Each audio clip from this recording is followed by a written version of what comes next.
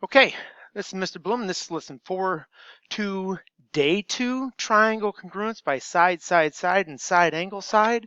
Today we're working with side angle side. Objectives: to prove two triangles congruent using the side, side, side, and side angle side postulates. Now, you can use the relationships, okay? You can use these relationships to compare corresponding sides in an included angle.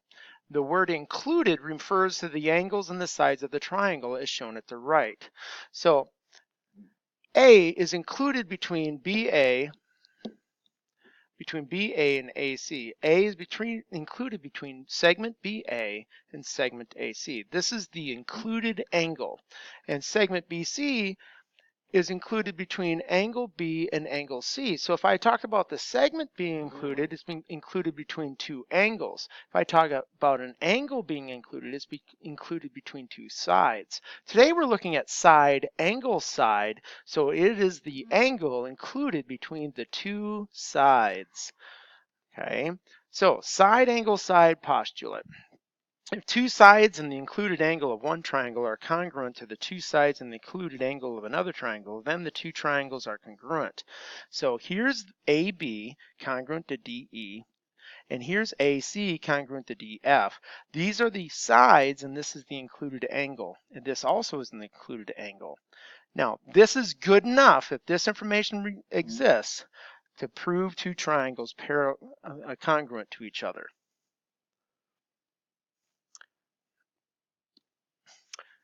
Now, what other information do you need to prove triangle DEF is congruent to triangle FGD by side angle side?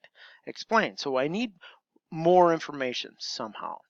Now, when I'm looking at this picture here, I'm wondering about this segment. This segment kind of flashes up in my head. It's in a parallelogram look. So I'm going to say I already know that DF is congruent to FD. Okay, and this is reflexive property of congruence. Now, that makes this segment congruent. Now, I just need, the question here exists, what other information do you need to prove? This information was already there, I just had to mention it. But what else do I need? The else that I need is this angle and this angle. Okay, I need to know some sort of information about that angle. So I either need that EF and DG are parallel to each other. So there's two things I could have. I could say segment EF parallel to segment DG. Therefore, I could know for sure that those angles are congruent. Or I could just say, hey, I want those angles. So I could know that angle EFD would be congruent to angle GDF. So those are the two things I could talk about to have my two triangles be congruent. The triangles would be congruent by using side angle side congruence if I had either one of these two pieces of information. Now, what other information do you need to prove triangle LEB is congruent to triangle BNL by side angle side? Now remember, side angle side is very specific. I've got two sides that make the angle that's congruent. Okay, so you look this over and try to come up with it and turn me off. Okay, welcome back. Now that you've had the opportunity to look this over, remember that LB is congruent to BL, and was in a parallelogram look or a rectangle look, square look. I switched the letters because of reflexive property of congruence. Okay, that's of congruence. Now, that's there, that exists. So I know this for sure. Okay, but what else do I need in order for it to be side angle side? This side and this side must be the things I need because the angle is included between these two sides I know about. So I need to know, we need LE, segment LE congruent to segment BN to make triangle LEB congruent to triangle BNL by side angle side congruence. Now that's very specific, and that's why that's the only set of sides I could use. Now, this given, X is the midpoint of segment AG and NR. I'm just going to slide this over a little bit, or maybe I'm not. Okay, and the first thing I'm going to do is my given, step 1. X is the midpoint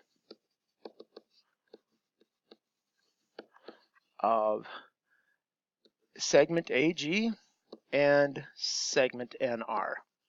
Now that's given. Okay, we're going to explore that for a little bit. Step 2, if AG and NR have midpoints at X, I know the following by definition of midpoint. NX, segment NX, is congruent to RX, and AX is congruent to GX for the same reason, definition of segment midpoint.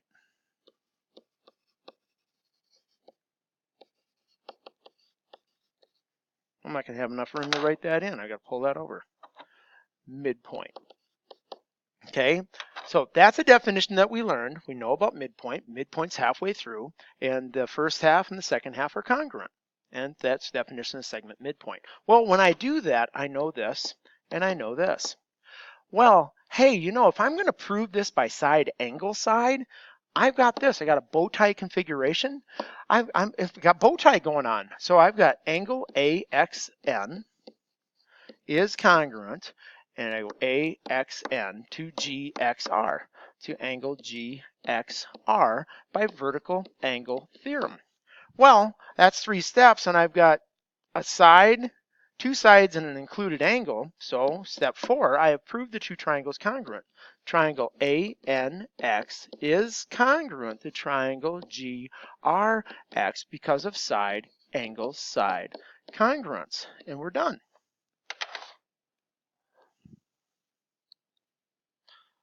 Now looking at our next one, the first thing again with every given is to write down our, every proof is to write down our given. So I got WX parallel to YZ, and I got WX congruent to YZ.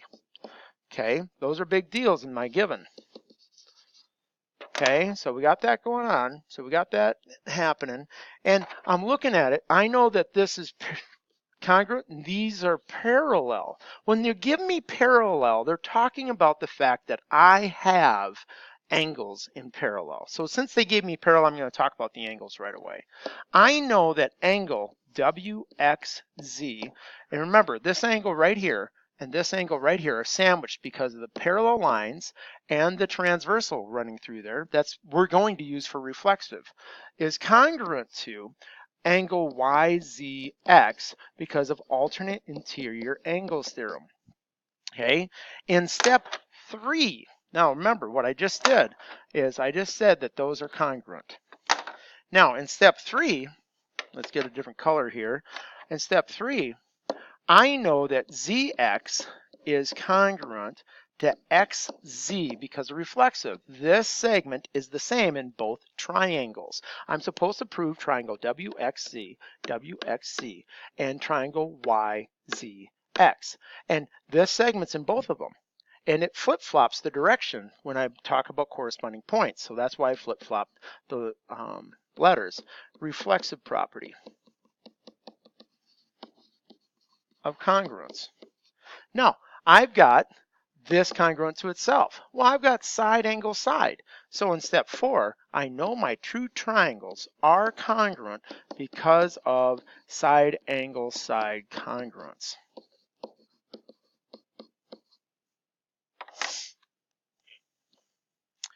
Now, identify the congruent triangles. Would you use side, side, side, or side angle side to prove the triangle congruent? If there's not enough information to prove the triangles congruent by side, side, side, or side angle side, write not enough info or NEI, okay? In this first one, I've got side angle side congruence. And actually, why don't you just shut me off and you try it, and then we'll come back and talk about it. Okay, in the second one, the 2 triangles are looking like they're congruent. okay, because I got two markings and I have two markings, but it's important to know that this angle is not included in this one. That's not included, so these are not congruent triangles, okay? The angle has to be up here between the two sides, okay? In C, I've got the markings on my sides. I've got to check these markings, okay? I've got the markings on the side, so by side congruence, the triangles are congruent, okay? And maybe I should say triangles are congruent, just to make sure. Triangles are congruent by, and I should say triangles are congruent, slide that over, by, okay, side and side, side. Now let's look at this last one. A double, a single, a triple, a triple. Hey, triangles are congruent by side, side, side congruence. And that's how I step through them. I'm just thinking about the things I've got and I apply them and get after it. So state what additional information required in order to know that the triangles are congruent for the reason given. Side, angle, side. For side, angle, side, I need one more thing. That means the angle is included between the two sides. So I need this side congruent to that side. And that's my only choice because that puts the angle between the two sides. So in order for that to happen, I need CA congruent to LJ in that order. Okay, let's see if we got another thing. Here, by side, angle, side. Remember, side, angle, side. I've got this side because of reflexive. That's already there. Okay, so XV and VX are a guarantee. For side, angle, side, though, I need this one other side and this other side because the two sides are attached to the angle. That makes the angle included. So WB and congruent to WVKX. Okay, so I need, they're asking me, I need WX congruent, or we need, we'll put it this way, let's just say need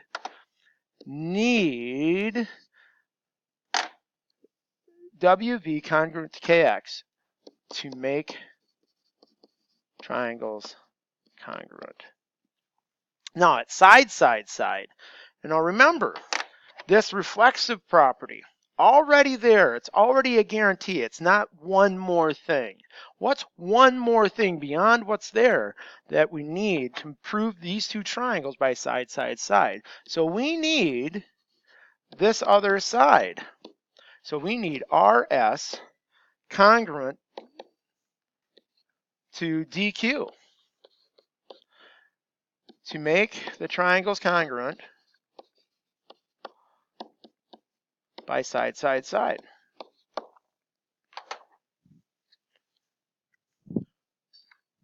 Okay, that's it. That's our summary now. Our objective today was to prove two triangles congruent using the side, side, side and side, angle, side postulates.